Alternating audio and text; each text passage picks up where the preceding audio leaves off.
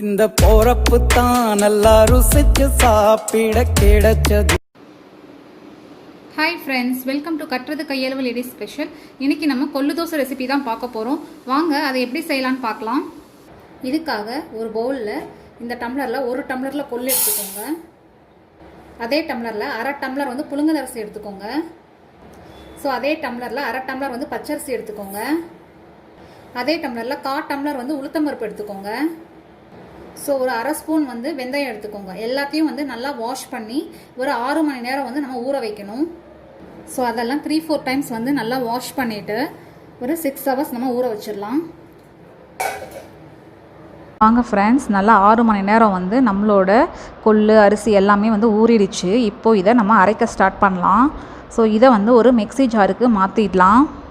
இப்போ நான் கொஞ்சமாக யூஸ் பண்ணதுனால, கொஞ்சமாக குவான்டிட்டி யூஸ் பண்ணதுனால நான் மிக்ஸி ஜார் யூஸ் பண்ணுறேன். நீங்கள் நிறைய குவான்டிட்டி யூஸ் பண்ணிங்க அப்படின்னா கிரைண்டரில் கூட அரைச்சிக்கலாம். ஸோ எல்லாத்தையும் வந்து ஜாருக்கு மாற்றிட்டு நம்ம போயிட்டு அரைச்சிட்டு வந்துடலாம்.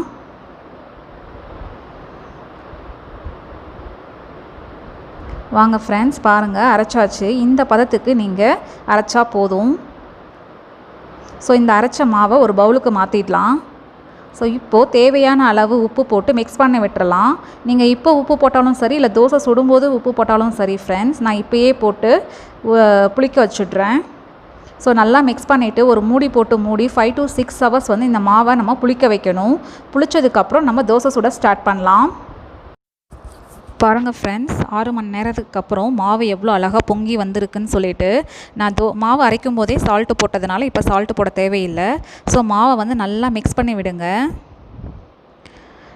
ஸோ மாவை நல்லா மிக்ஸ் பண்ணி விட்டாச்சு. வாங்க இப்போது நல்லா நம்ம தோசை போட ஸ்டார்ட் பண்ணலாம். அதுக்கு தோசைக்கல்லை அடுப்பில் எடுத்து வச்சு நல்லா சூடு பண்ணிக்கோங்க.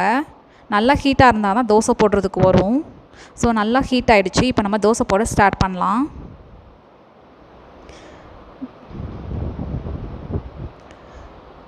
ஸோ அவ்வளோதான் ஃப்ரெண்ட்ஸ். இப்போது நீங்கள் எண்ணெய் இல்லைன்னா வந்து கீ போட்டுக்கோங்க. கொள்ளு வந்து உடம்புக்கு ரொம்ப நல்லது ஃப்ரெண்ட்ஸ். ஃபேட்டை குறைக்கணும்னு நினைக்கிறவங்க கொள்ளு சாப்பிட்டா அதோட பெனிஃபிட் வந்து ஈஸியாக நமக்கு கிடைக்கும். கொள்ளை எந்த ஃபார்மில் வேணாலும் நம்ம சாப்பிட்லாம். கொள்ளு ரசம் வச்சு சாப்பிட்லாம், இல்லைனா கொள்ளு துவையல் வச்சு சாப்பிட்லாம், இல்லைனா இந்த மாதிரி தோசை போட்டு சாப்பிட்லாம். கொள்ளை நீங்கள் எந்த ஃபார்மில் எடுத்துக்கிட்டாலும் அதோட பெனிஃபிட் நம்மளோட உடம்புக்கு ஈஸியாக கிடச்சிடும். ஸோ தோசை நல்லா வேகட்டும் ஃப்ரெண்ட்ஸ், அவசரப்பட்டு திருப்பிட வேண்டாம். ஸோ நல்லா வெந்ததுக்கப்புறம் வந்து நம்ம திருப்பி போட்டால் போதும். பாருங்கள், தோசை நல்லா வெந்துருச்சு. இந்த ஸ்டேஜில் நம்ம திருப்பி போட்டுடலாம். பாருங்கள் எவ்வளோ கிறிஸ்பியாக வெந்திருக்குன்னு சொல்லிட்டு. அவ்வளோதான் ஃப்ரெண்ட்ஸ், தோசை ரெடி ஆகிடுச்சு. வாங்க இப்போ இதை சர்வ் பண்ணலாம்.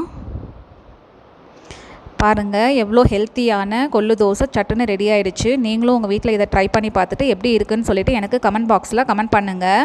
தேங்க்யூ ஃப்ரெண்ட்ஸ், டேக் கேர், பாய். உணவிலே ஒரு உறவு இருக்குது, உள்ளுக்குள்ளே ஒரு கவிதை பிறக்குது.